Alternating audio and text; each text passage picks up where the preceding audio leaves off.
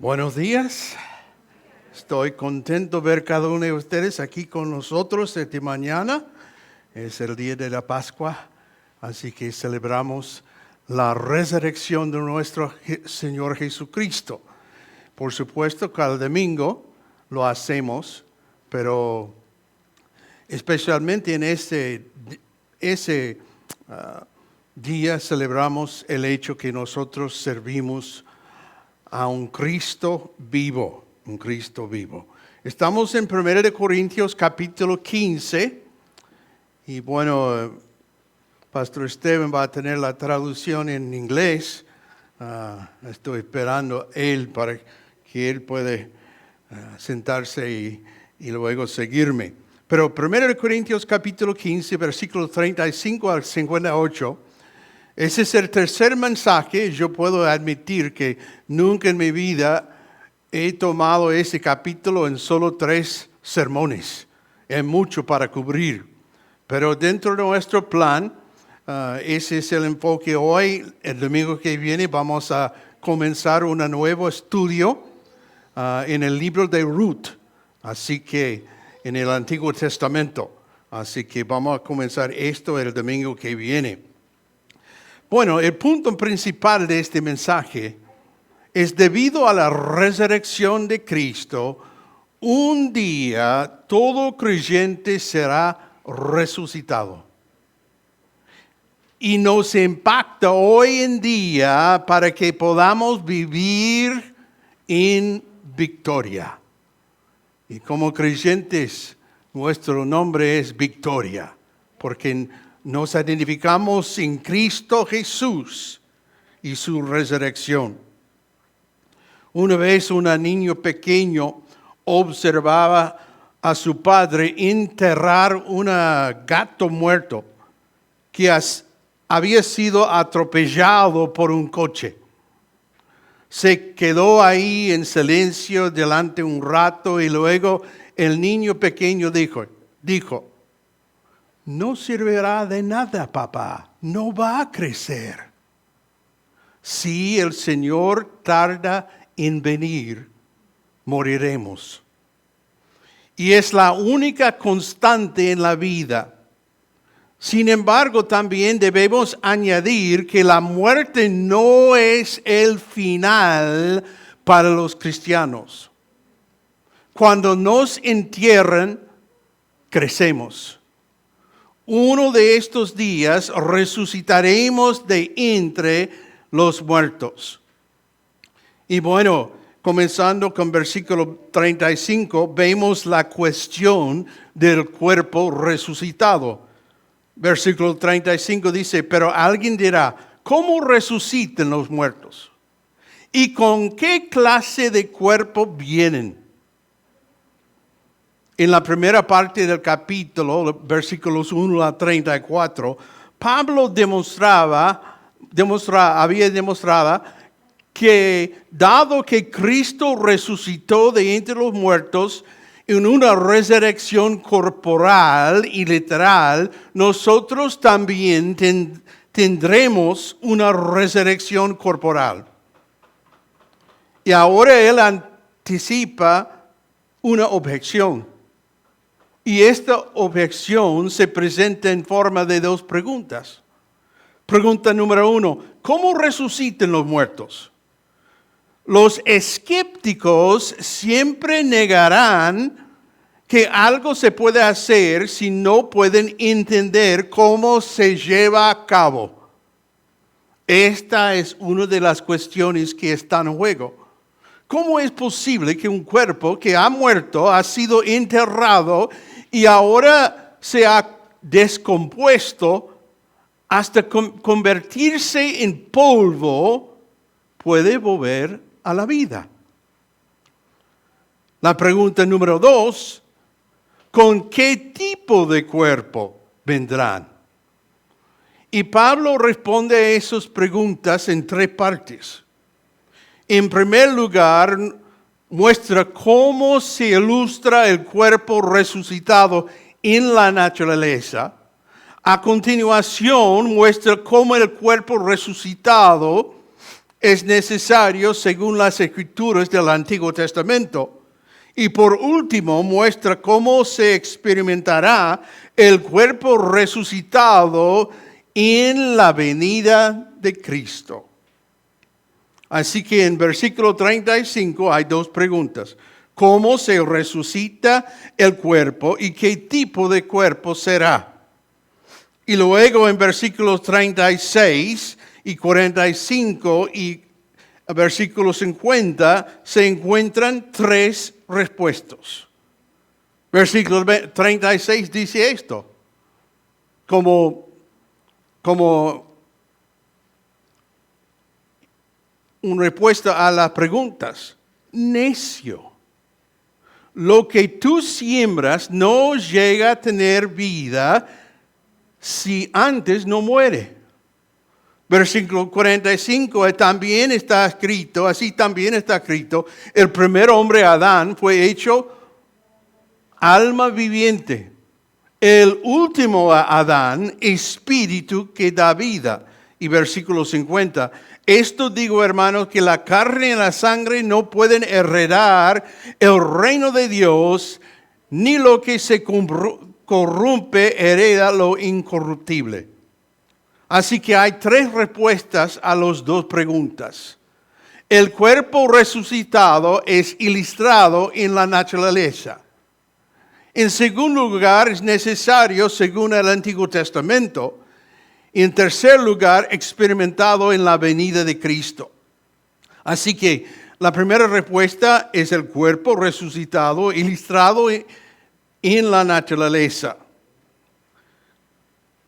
Versículo 37 dice, lo que siembras, no siembras el cuerpo que nacerá, sino el grano desnudo quizás de trigo o de alguna otra especie, pero Dios le da un cuerpo como Él quiso, a cada semilla su propio cuerpo.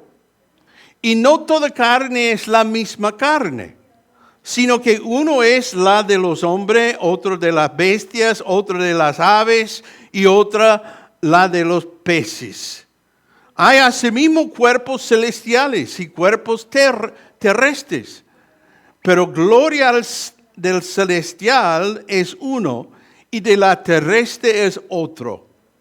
Hay una gloria del sol, otra gloria de la luna y otra gloria de las estrellas, pues una estrella es distinta de otra estrella en gloria.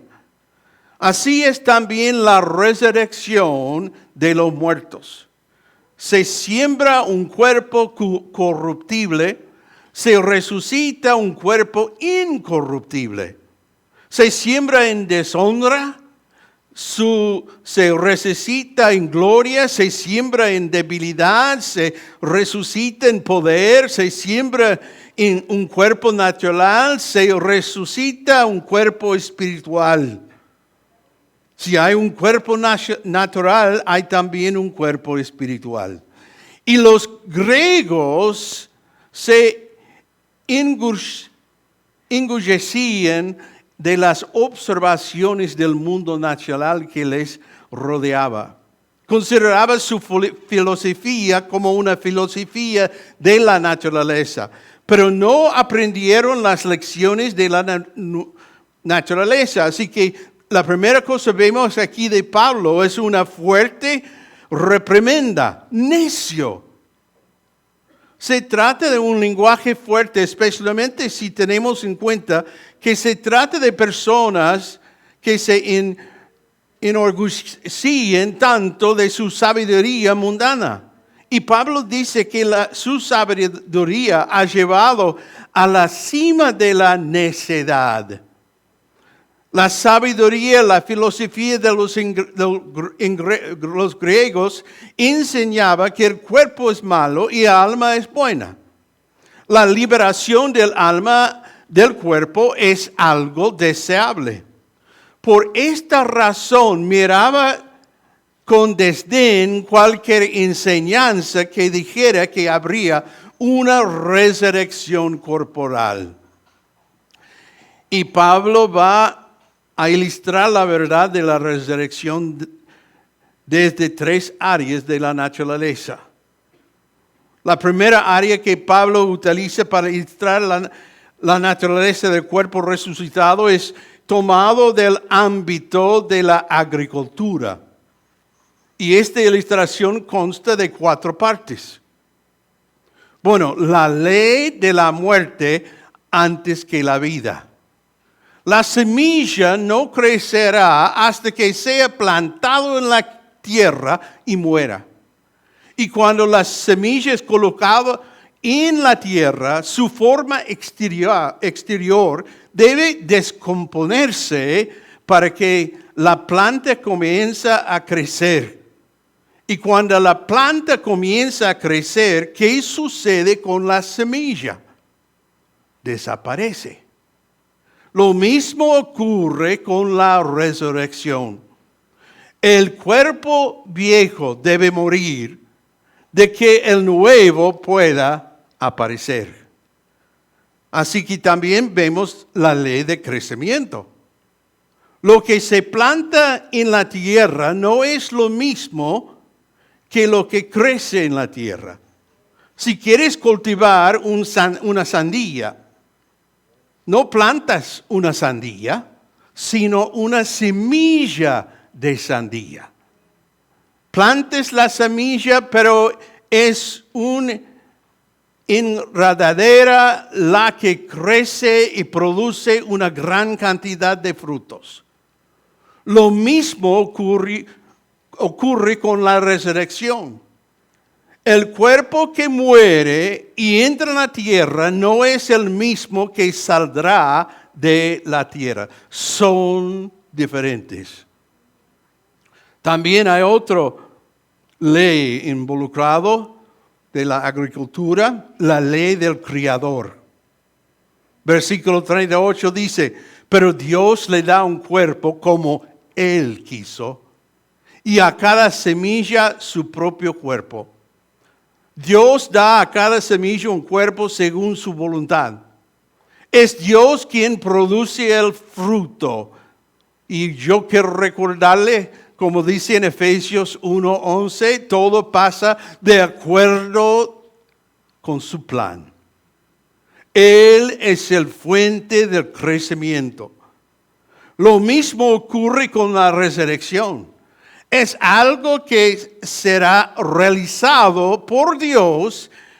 Es un cuerpo que Él dará. Y luego vemos la ley de la identidad. Cada semilla tiene su propio cuerpo. Este es el principio de identidad. Se mantiene una relación entre semilla y la planta que crece. Y cuando plantas semillas de manzana, crecen manzanas que producen manzanas. No obtienes planteros que producen naranjas. Lo mismo ocurre con la resurrección. Aunque algún día cambiarás, seguirás siendo tú. No dejarás de existir y no se creará otro ser en tu lugar. Simplemente cambiará. Vemos otra ilustración en la zoología. Versículo 39. No toda carne es la misma carne, sino que es uno de los hombres, otro de las bestias, los aves y los peces. Hay muchos tipos diferentes de carne, hombres, bestias, aves, peces. Pero todos tienen una cosa común. Todos están de carne, hechos de carne.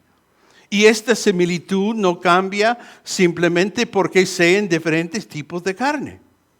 Lo mismo ocurre con la resurrección. Así como existe la carne natural, también existe la carne espiritual. Del modo que los diferentes tipos de carnes no dejan de ser carne. Los diferentes tipos de cuerpos no dejan de ser cuerpos. Y luego ilustrado en la astronomía, hablando del sol, la luna, las estrellas. Pablo pasa de los mundos aquí abajo, del mundo arriba. Señala el mundo de la astronomía para ilustrar su argumento. Así como hay diferentes tipos de cuerpos, también hay diferentes tipos de cuerpos resucitados. Y luego, pensando en esto, todos nosotros reconocemos que tenemos un cuerpo. Puede que por el momento funcione bien, pero poco a poco se va deteriorando y después de 70 u 80 años dejará de función definitivamente y morirá. Esa es la mala noticia. La buena noticia es que vas a recibir un cuerpo nuevo. Será un cuerpo eterno que nunca va a deteriorar nunca. Nunca. Y estamos aquí con esta verdad porque nuestro Señor Jesucristo resucitó en el tercer día. Él está vivo y nosotros podemos poner nuestra fe y confianza en este hecho. También Pablo habla acerca de las Escrituras, versículos 45 a 49. Pablo recurre a las Escrituras del Antiguo Testamento para mostrar la diferencia entre el cuerpo natural que se siembra y el cuerpo espiritual que resucitará. Y aquí hay una lección. Es que el cristianismo no es un desarrollo reciente. No es una religión que alguien soñó hace unos años o incluso hace unos miles de años. No es una filosofía criada por el hombre. Se remonta a Adán e incluso antes. Tienen su origen en el Creador del universo. Habla acerca del Adán, el primer Adán. Y nosotros sabemos bien la historia. En el jardín de Edén, bueno, Dios había provisto todo lo que ellos necesitaban. Una belleza increíble, un paraíso, sin duda. Con solo una advertencia, pueden comer de todo, pero de un árbol no. Y nosotros sabemos lo que pasó. Y por causa de lo que pasó ahí en el jardín de Edén, nosotros nacimos muriendo por la naturaleza pecaminosa que cada uno de nosotros tenemos. El domingo pasado notamos que la creación también está bajo la maldición del pecado. Y las cosas que no podemos explicar vienen del hecho que, bueno, el mundo creado ha sido maldicho por el pecado. Versículo 45 dice, el primer hombre, Adán, fue hecho alma viviente. Este es un paráfrasis de Génesis 2:7. Del relato de Génesis se desprende claramente que Adán fue creado y diseñado inicialmente para existir en la planeta Tierra. Fue creado a partir del mismo material del planeta en que fue hecho para vivir. Y ustedes han experimentado este mismo tipo de existencia a través del nacimiento natural. Están emparentados con Adán. Eres de la tierra. Y cuando tu cuerpo muere, vuelve a la tierra. Pero en el mismo versículo habla del último Adán, espíritu que da vida. Este es el segundo tipo de existencia. Si eres creyente en Jesucristo, entonces has experimentado este tipo de existencia a través del nuevo nacimiento. Has nacido en la familia de Dios, ahora está relacionado con Jesucristo y esta relación sustituye a la antigua con Adán. Ahora tienes una posición en los cielos, están en Cristo. Es su posición legal de cualquiera que ha puesto su fe y confianza en el Señor para el perdón de pecados. Lo mismo sucederá algún día con su cuerpo.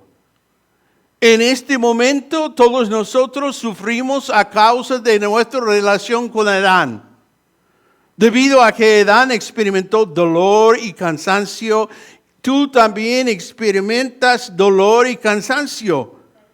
Y debido a que el cuerpo de Adán murió una vez, tu cuerpo también morirá. Pero debido a que Cristo resucitó y ahora tiene un cuerpo espiritual, tú también tendrás un cuerpo espiritual en la resurrección. Y ahora Pablo quiere dar un contraste entre los dos. ¿Qué fue primero, el cuerpo natural o el cuerpo espiritual? El cuerpo natural fue primero. Esto establece un contraste que describe nuestro propio futuro. Adán se convirtió en un alma viviente en el momento de su creación. Jesucristo se convirtió en un espíritu vivificante en el momento de su resurrección.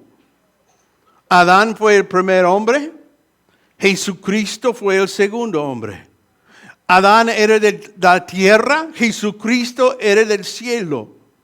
Adán tuvo descendientes que son de la tierra y Jesucristo tuvo descendientes que son de arriba.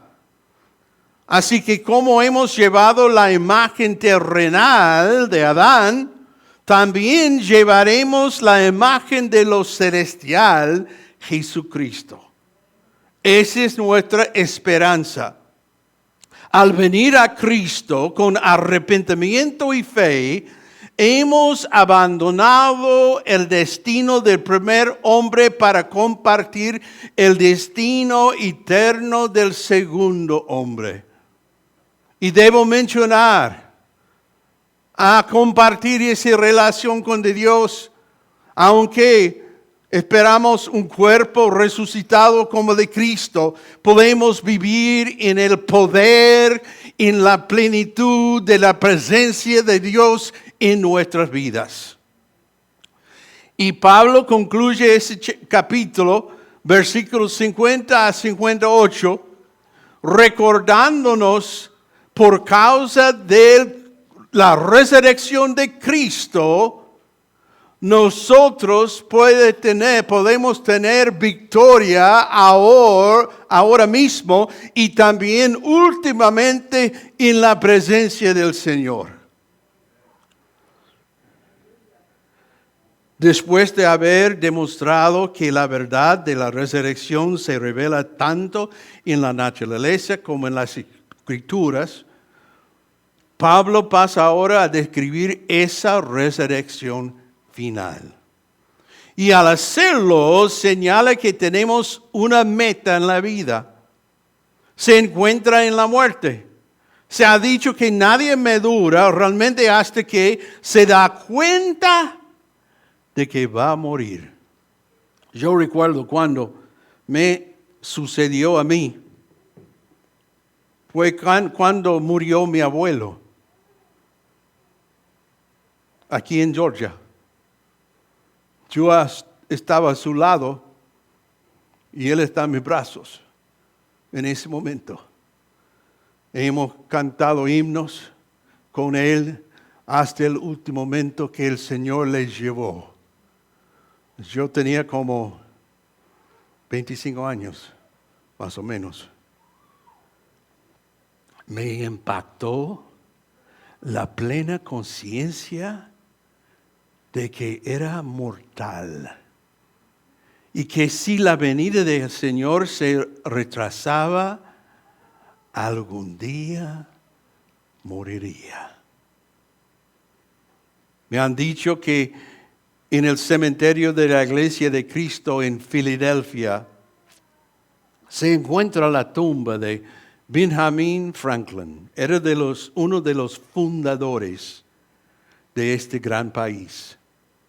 En la lápida está grabado las siguientes palabras: el cuerpo de Franklin, impresor, vida la cubierta de un libro antiguo, cuyo contenido ha sido arrancado y despojado de sus letras y doradas. Yace aquí como alimento para los gusanos. Pero la obra no se perderá, pues aparecerá una vez en una nueva y más elegante edición, revisada y corregida por el autor. Esas palabras son un eco de la que escribió el apóstol Pablo en este capítulo. Son palabras de victoria. Primero notamos la necesidad de la resurrección. Versículo 50. Esto digo, hermanos, que la carne y la sangre no pueden heredar el reino de Dios, ni lo que se corrompe hereda lo incorruptible. Para que un hombre herede el reino de Dios debe cambiar. Y el cambio inicial es espiritual. Debe nacer de nuevo. Y servimos un Dios todopoderoso, también muy misericordioso. Jesús lo dijo en su conversación con Nicodemo: en verdad te digo que el que no nace de nuevo no puede ver el reino de Dios. Así hay una necesidad de un cambio espiritual. Y Dios en su misericordia ha entregado a nosotros años para escuchar y recibir el mensaje antes de nuestra muerte, para experimentar ese cambio espiritual. También debe haber otro cambio. Se trata del cambio de un cuerpo temporal a un cuerpo eterno. Y llegará una hora en que los que han muerto resucitarán de entre los muertos con un nuevo tipo de cuerpo que nunca volverá a ver la muerte. Y esto plantea un problema interesante. ¿Qué pasará con los creyentes que aún no han muerto cuando Cristo regrese? La semilla del cuerpo aún no ha sido sembrado. La muerte aún no ha tenido lugar. ¿Cómo pueden experimentar la resurrección si aún no han muerto? La respuesta se encuentra en versículo 51. Cuando Pablo habla acerca del misterio de la resurrección. Así que les digo un misterio. Y cuando uno escucha la palabra misterio, quizá piensa en una novela de Agatha Christie, en que el mayordomo es el principal sospechoso. La palabra misterio se utiliza comúnmente en la literatura griega para describir los ritos secretos de los antiguos cultos mistéricos. Una parte integral de este concepto era que quienes participaban en los misterios deben ser iniciados. Y Pablo se dirige a los iniciados. Se dirige a los creyentes. Está a punto de revelarles un misterio. Está a punto de contarles algo que hasta ahora les había sido ocultado, pero que está a punto de ser revelado. Versículo 51. Noten conmigo. No todos dormiremos. No todos van a morir. Pero todos seremos transformados. En un momento, en un abrir y cerrar de ojos, a la trompeta final, pues la trompeta sonará y los muertos resucitarán incorruptibles y nosotros seremos transformados. El problema que Pablo aborda aquí es exactamente el contrario al que enfrentaban los creyentes de Tesalónica. En Tesalonicenses capítulo 4 la pregunta era si aquellos que han muerto en Cristo reciben el mismo beneficio que los que están vivos y permanecen. ¿Recibirán los que murieron lo que nosotros recibimos? Aquí en 1 Corintios la pregunta es si los que viven reciben los mismos beneficios que los que ya murieron. ¿Recibiremos lo que reciben a los que han muerto? Y la respuesta a ambas preguntas es sí. Los que seguimos vivos, cuando Cristo regrese, seremos transformados. ¿Y cómo sucederá esto? Versículo 22 continúa describiendo cómo sucederá. Hay 3 puntos específicos y debe de gran ánimo para cualquier creyente. En primer lugar, este cambio es instantáneo. Versículo 52 dice, en un momento, en un abrir y cerrar de ojos. No será un proceso gradual como el crecimiento de una semilla hasta convertirse en planta. Se produce en solo instante. También el cambio tiene lugar en la última trompeta. En el momento, en un abrir y cerrar de ojos, a la trompeta final, pues la trompeta sonará y los muertos resucitarán incorruptibles y nosotros seremos transformados. Y nos dice cuándo tendrá lugar este cambio. Tendrá lugar en el momento que suene la última trompeta. El sonido de la gran trompeta de Dios es un tema recurrente a lo largo de las Escrituras. Isaías 27:13 dice también: en aquel día se tocará una gran trompeta y los que perecían en la tierra de Asiria y los desterrados en la tierra de Egipto vendrán y adorarán al Señor en el monte santo en Jerusalén. Mateo 24, versículos 30 y 31. Entonces aparecerá en el cielo la señal del Hijo de Hombre. Y todas las tribus de la tierra harán duelo. Y verán al Hijo del Hombre que viene sobre las nubes del cielo con poder y gran gloria. Y Él enviará a sus ángeles con una gran trompeta y reunirán a sus escogidos desde los 4 vientos, desde un extremo de los cielos hasta el otro. 1 Tesalonicenses capítulo 4, versículo 16. Pues el Señor mismo descenderá del cielo con voz de mando, con voz de arcángel y con la trompeta de Dios. Y los muertos en Cristo se levantarán primero. Estos pasajes son muy claros. El sonido de la trompeta de Dios acompañará la reunión del pueblo de Dios. Tendrá lugar en el momento de la segunda venida de Cristo.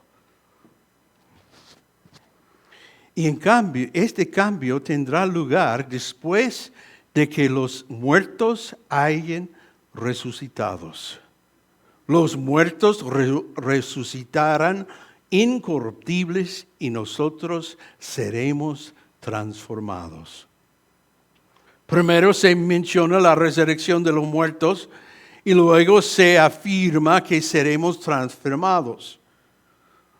Primero de Tesalonicenses 4:16 es aún más específico al decirnos que este es el orden en que tendrá lugar esos acontecimientos. Pues el Señor mismo descenderá del cielo con voz de mando, con voz de arcángel y con la trompeta de Dios. Y los muertos en Cristo se levantarán primero. Y entonces nosotros, los que estemos vivos, que permanezcamos, seremos arrebatados juntamente con ellos en las nubes al encuentro del Señor en el aire, y así estaremos con el Señor siempre. Porque resuciten primero los muertos. Un viejo predicador rural sugirió que es porque ellos tienen 2 metros más que recurrir. En realidad la Biblia no dice porque los muertos primeros. Y termina hablando de la victoria y de la resurrección. La historia del mundo ha sido una historia de guerra abierta. Esta guerra ha sido contra la muerte. Comenzó en el jardín de Edén y finalmente concluirá con la venida del Señor en victoria. Y observe el estudio de contraste. Lo perecedero se viste de lo imperecedero. Lo mortal se viste de inmortalidad. La muerte es devorado por la victoria. Y termina con una celebración. Noten las palabras, versículo 55. ¿Dónde está, muerte, tu victoria? ¿Dónde, oh sepulcro, tu aguijón? El aguijón de la muerte es el pecado y el poder del pecado es la ley. Pero a Dios gracias, que nos da la victoria por medio de nuestro Señor Jesucristo. Es como Pablo está entonando una nueva canción. Yo no sé la melodía, pero no importa. ¿Dónde está, oh muerte, tu victoria? ¿Dónde, oh sepulcro, tu aguijón? El aguijón de la muerte es el pecado, y el poder del pecado es la ley. A Dios gracias que nos da victoria por medio de nuestro Señor Jesucristo. ¿Qué quiere decir Pablo cuando afirma que el poder del pecado es la ley? ¿Hay algo en la ley que incita a las personas a pecar? Cuando era mucho más joven, había un programa en la televisión llamado Cámara Indiscreta. En él se gastaba bromas pesadas a la gente y luego grababan en video. Y una de las buenas bromas consistía en hacer un agujero en una valla de madera y colocar debajo un cartel que dice: no mires por este agujero. ¿Y qué sucedía? Las personas que pasaban por allá, ignorando el agujero, se detenían, miraban a ambos lados, luego miraban por él. Llegará un día en que el pecado perderá su poder. Y será en ese día cuando veremos a Cristo y seremos como Él.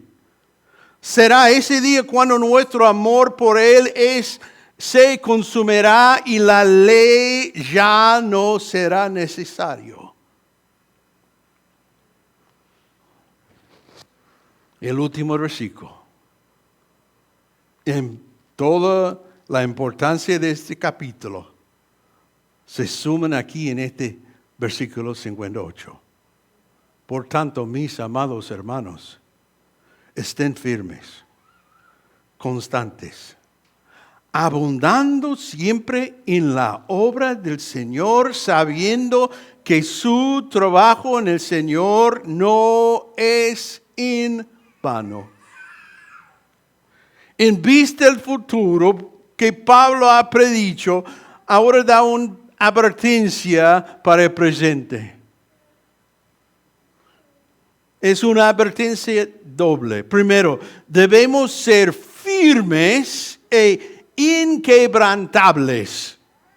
Esto se refiere a vuestra estabilidad. ¿Y cómo se llega a ser estable? Teniendo un fundamento sólido. Estando arraigado en la palabra, aferrándose a la enseñanza correcta de la palabra de Dios. Por supuesto, al reunirnos cada domingo, el enfoque más importante es la palabra de Dios.